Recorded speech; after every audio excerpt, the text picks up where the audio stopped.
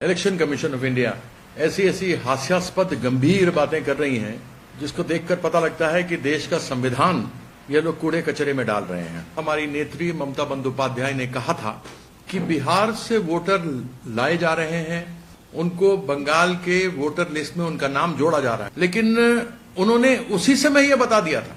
और अनेकों वीडियो आपके सामने आए हैं जो उजागर हुए हैं, जो पर्दाफाश करती है कि किस प्रकार से भारतीय जनता पार्टी और उसके नेता इस हेरा फेरी में पूरी तरीके से मिले हुए हैं। और सीईओ जो बंगाल के हैं इलेक्शन कमीशन के, वह भी उनके साथ पूरे जुड़े हुए हैं। उनके यहां 30,000 फॉर्म से जोड़ने के लिए फॉर्म जमा किए गए सीईओ ऑफिस में।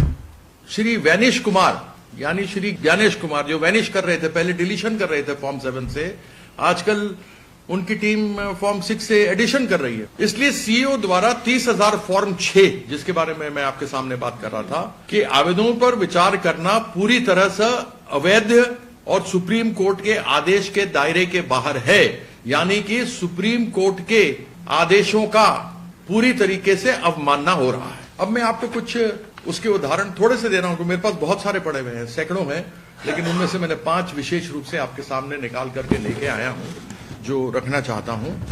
केस नंबर 1 है सुलेखा कुमारी। 2025 में जो बिहार में चुनाव हुए, उसकी अंतिम मतदाता सूची में उनका एपिक नंबर है BYD 4595792 और साथ ही साथ पश्चिम बंगाल में उनका एपिक नंबर है ARZ 2693778। उनके नाम के सामने अंकित है। यह है हमारी बहन सुलेखा कुमारी।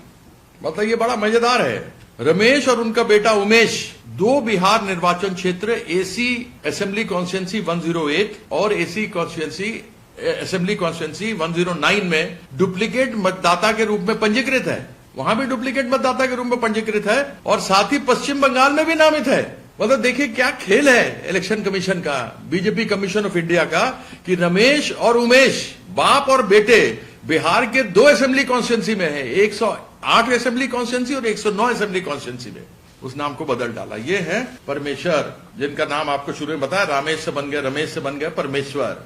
और ये देख लीजिए, ये वहां का नाम है रामेश्वर में उनका जो दिया था। केस नंबर 3 में है हमारे श्याम बहादुर जी हैं, उनकी पत्नी है और वह रजिस्टर हो गई है बंगाल में। तो आप वैसे देखेंगे तो उनके पास कार्यकर्ता कोई है नहीं। इसलिए जब इन्होंने देखा कि हमारी दाल नहीं गल रही, पिछली बार हमने 200 पार किया था, 100 भी नहीं कर पाए, तो उन्होंने नया तरीका अपनाया है, क्योंकि 400 पार में भी फेल हो गए थे लोकसभा के अंदर ये। तो आज इन्होंने ये नया खेल अपनाया है और इस खेल के अंदर ये बिल्कुल फेल हो रहे हैं।